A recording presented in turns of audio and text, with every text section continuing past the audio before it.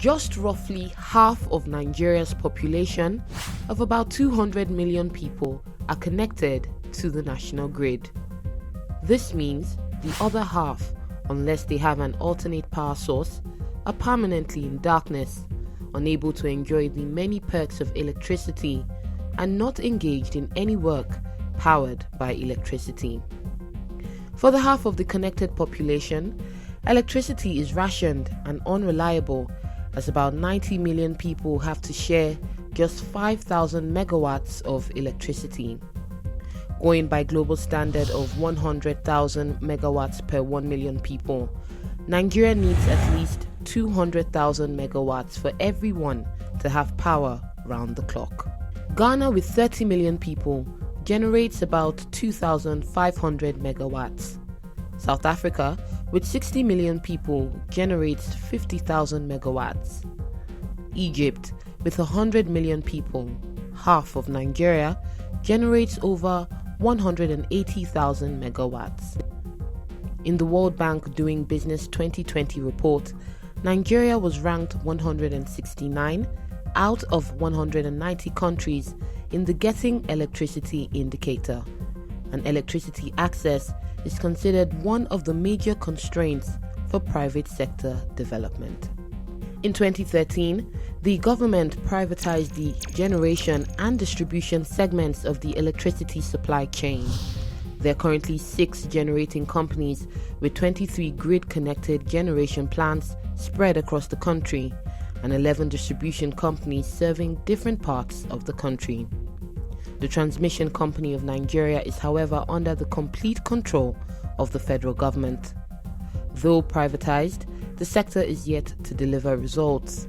There's still a big mismatch in the generation, transmission, and distribution. While Nigeria currently has an overall generation capacity of 12,522 megawatts, only around 4,500 megawatts is generated on most days. This is due to the several constraints, including lack of gas supply and the lack of infrastructural capability of the transmission company to evacuate all the available capacity and convey to the distribution companies. There's a lot of blame game going on. The generating companies fault the transmission company for evacuating below what is generated, and the transmission company insisting they evacuate more if the distribution companies will improve their networks and distribute more power to the consumers. As it is, even if the generating companies generate electricity at their full capacity, power would be stranded on transmission lines and not reach consumers due to the obsolete infrastructure of the transmission company and the distribution companies. Countries around the world have addressed electricity challenges with decentralized systems by leveraging local energy sources and addressing energy deficits in individual communities. Energy experts say that the transmission grid in its present form of fragile and obsolete critical infrastructure is too large to be managed as a single entity, and there have been several recommendations that it should be decentralized, but the government is reluctant to decentralize the grid. According to many stakeholders, unbundling the transmission company would attract private investment that could solve the problem of dilapidated infrastructure. Many others believe that the answer could lie in the sun. Nigeria has great potential to develop its solar power energy due to its high amount of sunlight. Estimates by the World Bank suggest that investing in solar-powered plants could increase the availability of electricity to almost 80 million people who currently have none. In the beginning, this may mean building tiny solar panels that cover only minimal household needs, then scale up for businesses by building small-scale mini-grid systems. The power sector, aside from failing to perform, has been in financial crisis, requiring perpetual intervention funds from the government. While the sector has been snowed under by a financial crisis, reportedly hovering around 4 trillion naira, the federal government has spent over 2 trillion naira as subsidy or intervention in recent years. Alarmingly, both the government and private sector consumers do not settle their bills when due, and this affects not only the distribution companies but also the generating companies. According to a new report from the Guardian newspaper, there is an outstanding 100 billion naira electricity bills owed by the federal and state governments.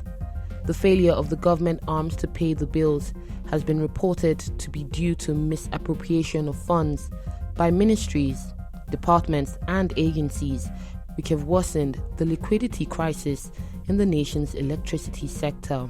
The cost of our power deficit is high, and it goes beyond money spent on alternate sources when affordable. Lives have been lost repeatedly due to fumes from generator sets, and families have been wiped out due to fire incidences from candles and other alternate sources. The after effect of lack of power is seen in compromised educational attainment, substandard hospital operations, and emergency services that lead to higher mortality rates, lack of opportunities, and non-competitive growth of the economy. This high cost of power has made Nigeria one of the harshest environments for doing business, as electricity takes 40% of production cost, while China, for instance, spends less than 10% of its production cost on electricity. Consequently, many entrepreneurs who cannot afford self-generated power have been forced to close business. In addition, poor power quality in the form of erratic and inadequate power supply has been the major reason cited by many of the multinationals that wound up their operations in Nigeria, which further worsened the level of unemployment. The lack of reliable power has stifled economic activity and private investment and job creation, which is ultimately what is needed to lift 100 million Nigerians out of poverty, says Shobham Chowdhury, World Bank Country Director for Nigeria. No country has achieved sustained economic growth without improving access to cleaner and modern forms of energy and the services that they provide. The government is targeting a 90% electrification rate by 2030 and is currently attempting both grid and off-grid solutions to solve its power problem. But stakeholders are bothered about the regulatory environment and bureaucracies in the sector. There's a clamor for policies that allow greater participation of states in power generation, allow tariffs that balance the protection of consumers and the interests of investors. Energy access for all will not only improve the quality of life, but it will also reduce the teeming mass of unemployment and create opportunities for women, youths, children, both in urban and rural areas.